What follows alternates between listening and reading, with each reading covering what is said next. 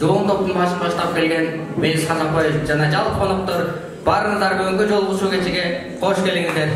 Ош мамлекеттик педагогикалык университетинин жалпы жамааты, жетекчилиги, студенттер бар болдулар. Бүгүн биз силер менен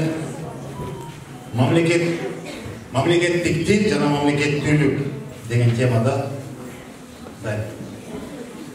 дил маек жүргүзөбүз. Баягы силер өзгөчө жаштарга курулуп атам, кайрылып атам. Баягы билим чордону деп аталган ушул куттуу окуу жайларда жаштар билим алып атып тажаса керек. Биз деле тажаганбыз болот.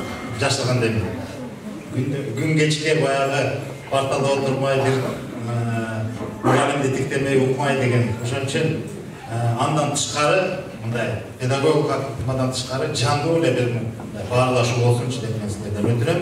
Быйыл карап турсаңар, ушул жылы чындап эле өтө көп даталар бар да. Ички иштер министрлигинин 100 жылдыгы, прокуратуранын 100 жылдыгы, тышкы иштер министрлигинин 80 жылдыгы болуп атат. Дагы эмне?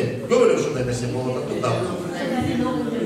Мына силердин дагы окуу жайыңардын 100 жылдыгы көрдүңүздөрбү? Бул эме демек ушунун баары келип туруп ошол мезгилге такалып атат. Ошол мезгилде биздин балалар азыркы биздин же биз үчүн кам бөлүп ошол убакта ушундай чечкиндүү кадамдарды жасап учурунда түшүнбөсө түшүнбөгөндүр кээ эмне кереги бар деп, бирок жемиши өздөрүн биз көрүп аткан түпкүлүктүү өзөктүү маселелер ошондо каралып туура чечимдер кабыл алынып адамдын өмүрлөрү да кыйылса бирок келечектин башында түптөргөн 100 жыл болду.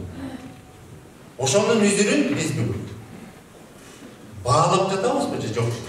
Эгерде уйгурлар каалаган убакта Кытайдан чыгып кетип башка мамлекетке барганга мүмкүнчүлүк алса, биринчи эле уйгурлар эмне кылат? Эң жогорку сапаттагы билимди алат. Эл башкарганды үйрөнөт. Мамлекет башкарганды үйрөнөт. Саясат жүргүзгөндү үйрөнөт. Өз алдынча тагдыр чечүүнүн тажрыйбасын алат. Ушунун баарын бербей атат. А 55 жаштан кийин чыгып ким билим алат? Билим алса болот, бирок тажрыйба топтой албайсың. Бүттү, физикалык жөндөмүңөр, мүмкүнчүлүгүңөр чектелип калат. Миң мыкты болсоң дагы 55 жаштан кийин дагы 5-6 жыл билим алгандан кийин силерди ким кайсы компания жумушка алат? Мен бул иште кылам. Ошон үчүн болот. Азыркы курагыңа өтө баалуу курак. Ушул учурда билимге толбосуң. Ушул учурда тажрыйба топтобосуңар. Ушул учурда дүйнө таанымыңарды кеңейтип атпасаңар, анда келечегиңер тар бойлоп калат. Шуну көрүңөрдө көрүп. Мен жантан бери айтып жеткизейин деген максатым ушул. Иш чара боюнча жарыя кеткенде эле негизи биз күтүп баштаганбыз. Алдын ала сезгенбиз да мындай өтө сонун иш чара болушун сезип, күтүп, алдыдан орун алып отуруп, суроолоруна жооп берип дегендей. Анан бул тандалган тематикасына байланыштуу эле кызыгуубуз артты да. Себеби өзгөчө теманы тандап алыптыр. Бул теманы ачып берүүдө келтирилген мисалдар биз өзүбүздүн баалуулуктарыбызды, өзүбүздүн эркиндигибизди таануубуз үчүн бир катар мисалдары булактын көзүн ачкан сыяктуу эле биздин уктап жаткан сезимдерибизди ойгото алды. Негизи биз эркин мамлекет деп айтабыз, эркиндикте жашайбыз дейбиз.